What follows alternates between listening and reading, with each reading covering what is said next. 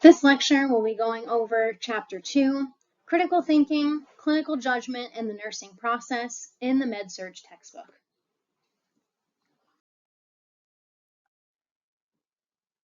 Critical thinking is a method for solving problems. It is directed, purposeful mental activity by which you evaluate ideas, construct plans, and determine desired outcomes. Reasoning is a synonym used for critical thinking. Developing critical thinking skills is a lifelong process, and it will improve over time with experience. Clinical judgment is critical thinking that is applied to clinical situations, resulting in evidence-based actions with the delivery of safe and effective care. Clinical judgment in practical nursing settings can be described as the following. It is purposeful, informed, and outcome-focused, requiring careful identification of patient problems, issues, and risks, and making accurate decisions about what's happening, what needs to be done, and what the priorities are for patient care. It is driven by patient, family, and community healthcare needs. It is based on principles of the nursing process and the scientific method. It is focused on using logic and intuition based on your knowledge, skills, attitude, and professional experience. It is guided by standards according to NAPNIS and NFLPN. It is interested in strategies that make the most of human potential and compensate for any problems created by human nature. It is committed to constantly reevaluating, self-correcting, and striving to improve. Critical thinking is most effective when the brain is purposefully engaged. For example, when attentively listening to a report at the beginning of the shift and then thinking about how you're going to apply the information that you're learning. Consider the following when you receive a report. What will I be expected to do for my assigned patients? What are the priorities of nursing care for each patient?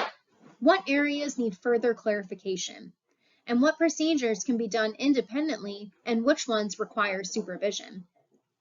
As a nurse, you must access, understand, recall, and use information as the basis for critical thinking in the clinical area. There are different factors that influence critical thinking and nursing care. Your attitude. The critical thinker is humble and recognizes that they don't have all the answers. They also recognize that their perceptions might be clouded by personal values and beliefs, and they strive to maintain objectivity. Communication skills. Thoughts are reflected on before speaking, and information is presented in a clear, concise manner. The critical thinker will listen attentively with the objective to understand rather than responding. The most effective mentor will be the one who coaches by asking questions, rather than just giving the answers. Many other factors will influence your critical thinking, like your personality, age, maturity, any prejudices or biases, past experiences, and situational factors such as anxiety, stress, and fatigue. Problem solving, decision making, and clinical judgment.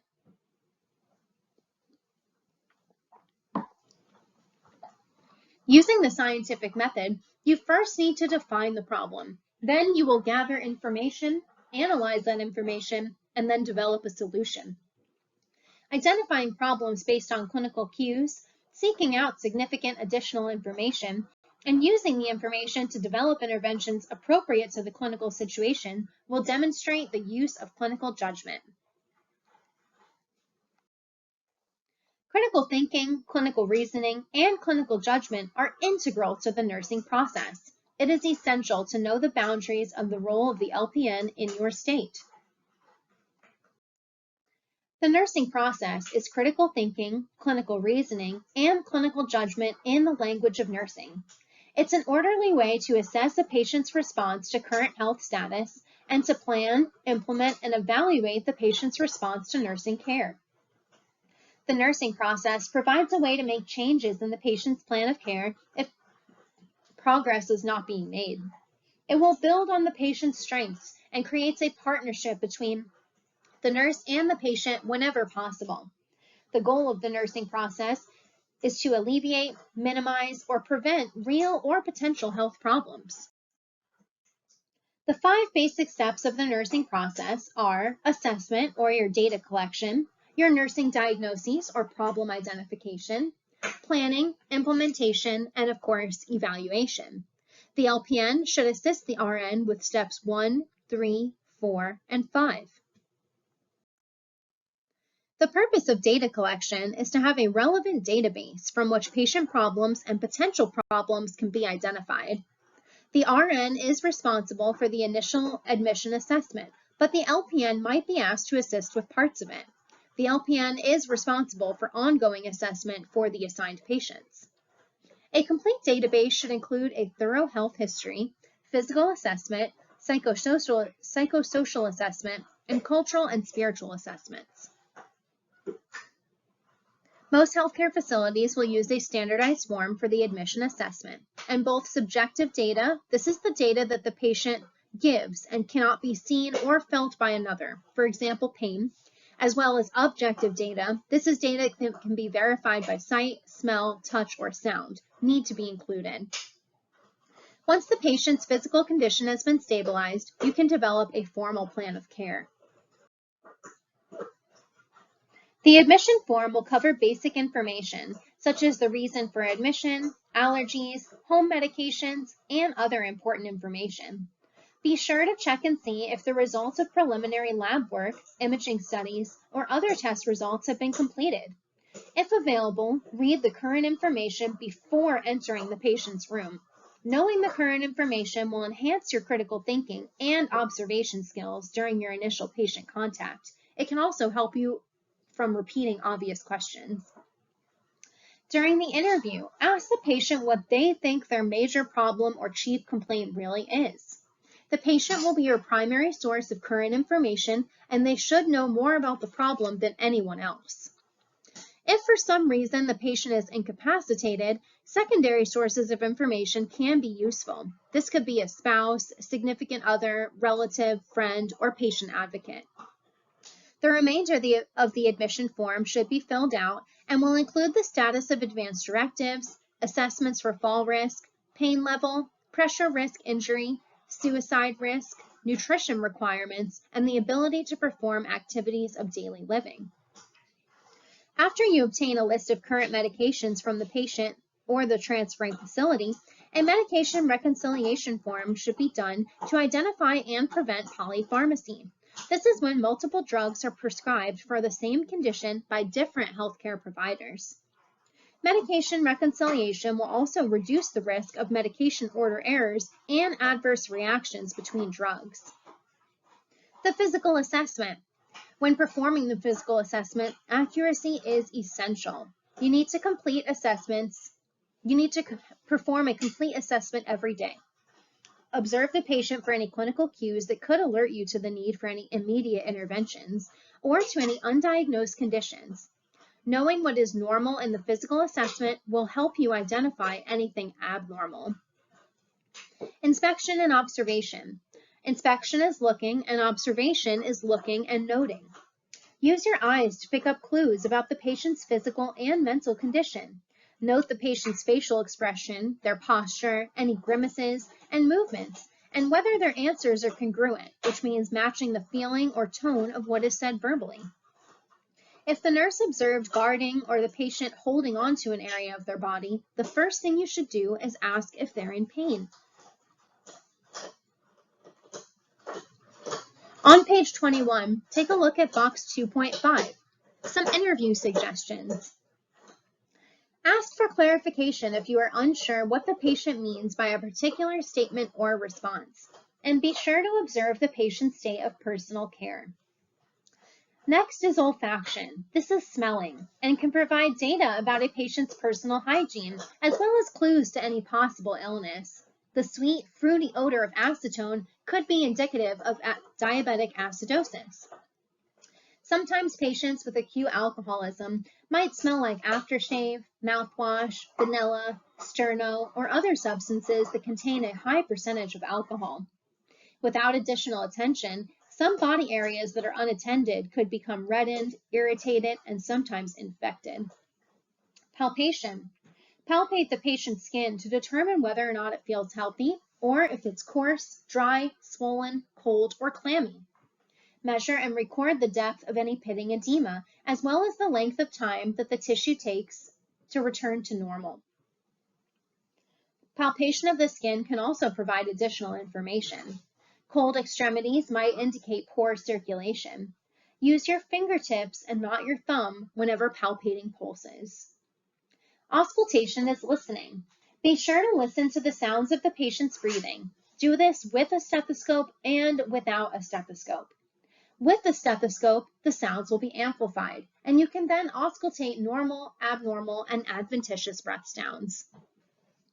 Percussion. This consists of using light, quick tapping on different surfaces of the body to tell the size, location, and density of different organs. This is especially important in the chest, abdomen, and kidney areas. A daily focused assessment should be performed at the beginning of the shift, and it needs to be directed to the areas that the patient is experiencing their current health problem. On page 22, take a look at the purple box for the focused assessment. Should be occurring at the beginning of your shift. When assessing skin turgor, be sure to assess this by gently lifting the skin on the upper chest with your thumb and forefinger, then observing the speed of which it snaps back when you let go. The chart review.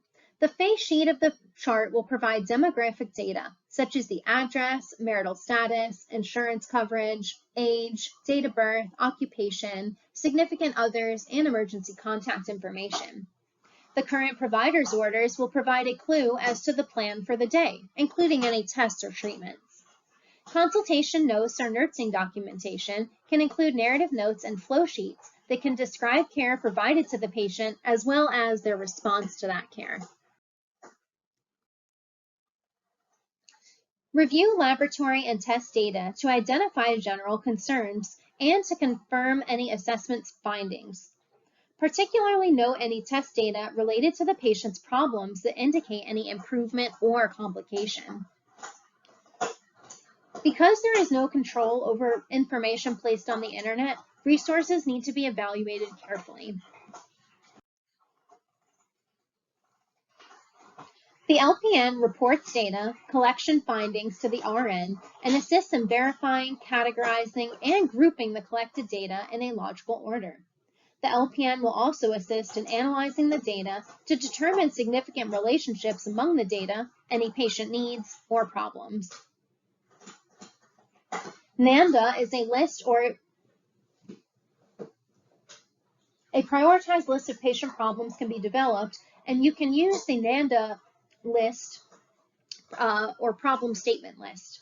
Most facilities will not use the NANDA nursing diagnoses, but they do use some method of problem identification. Nursing care needs to be based on the priority of your patient's problems. High priority problems need to be dealt with first, and any lower priority problems can be dealt with as time permits. Placing a problem statement or a nursing diagnosis in the care plan means that the nurse is now accepting accountability for the accuracy of that statement. It's important to differentiate between a problem statement or a nursing diagnosis and a medical diagnosis. Problem statements or nursing diagnoses will identify the patient's response to an illness or health condition. Nursing care will focus on preventing, minimizing, and alleviating specific health problems. When you're using the NANDA diagnoses, NANDA-approved stems are based on the analysis of available data. The approved stems will label the patient's problems that can be treated independently using nursing interventions. A complete NANDA nursing diagnosis should include the problem. This is going to be the NANDA stem, the etiology. These are the related causes of the problem, and signs and symptoms. This is evidence of your problem.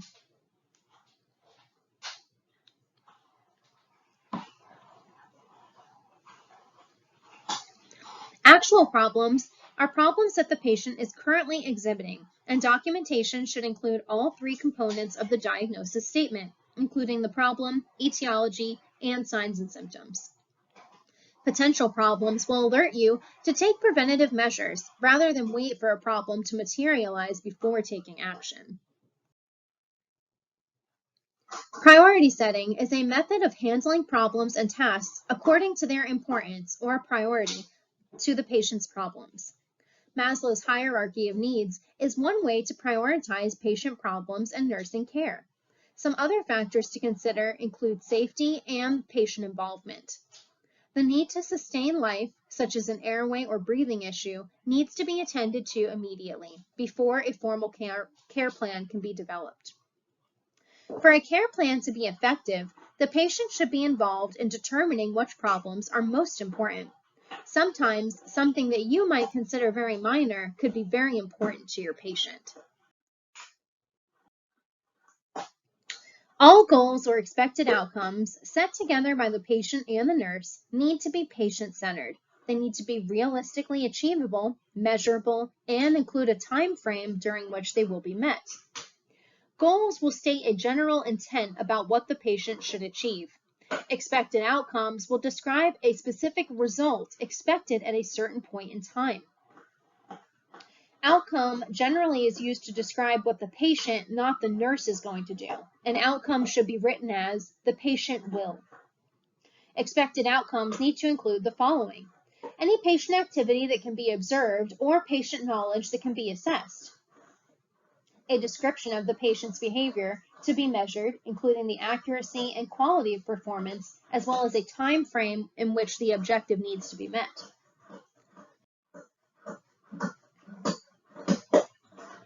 Nursing interventions are nursing actions and patient activities that are chosen to achieve goals and expected outcomes.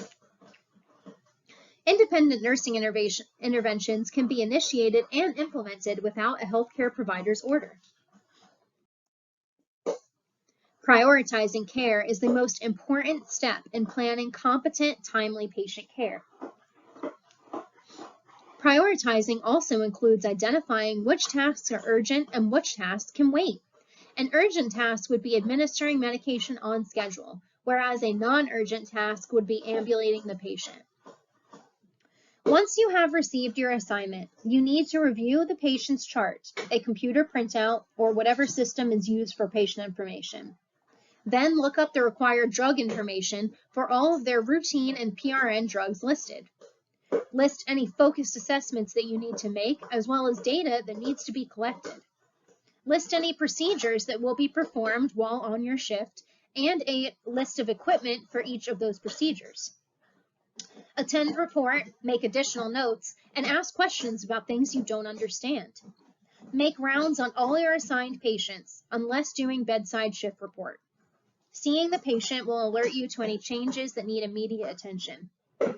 Then consider a plan for your shift, including when the medications are due, when meals need to be served, when the patient might be off the unit for a test, when healthcare providers typically make their rounds, what time physical therapy or respiratory therapy might be coming by, any treatments that are ordered, and when any family might be arriving to visit. Consider when patient teaching can be worked in and when you might chart and revise the care plan when needed. Priority setting is a skill that needs to be developed to work efficiently and safely. During prioritizing, it should become apparent if there is a need to assign additional tasks to others.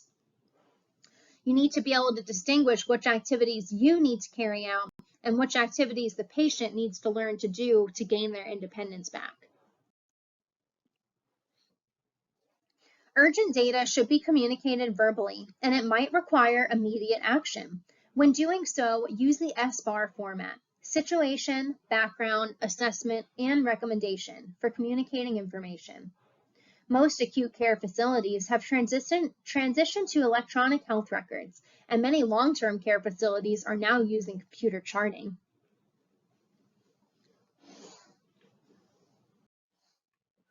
Other clinicians, such as the dietitian, respiratory therapist, and social worker, will contribute to the documentation in the patient's chart. Information provided by these clinicians completes the comprehensive picture of the patient.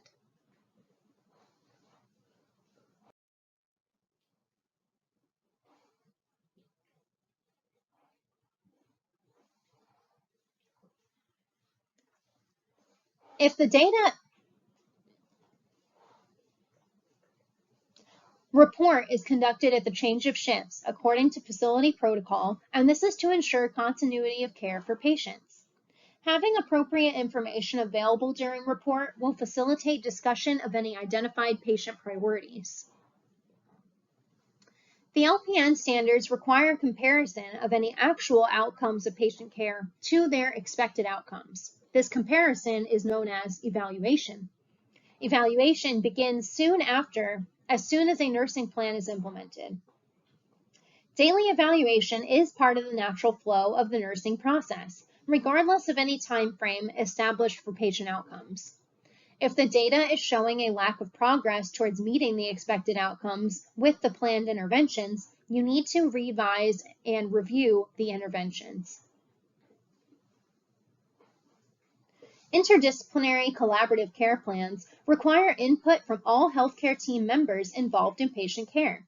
The collaborative care plan is developed using the interdisciplinary focus of each professional. Interdisciplinary care plans should have the following characteristics.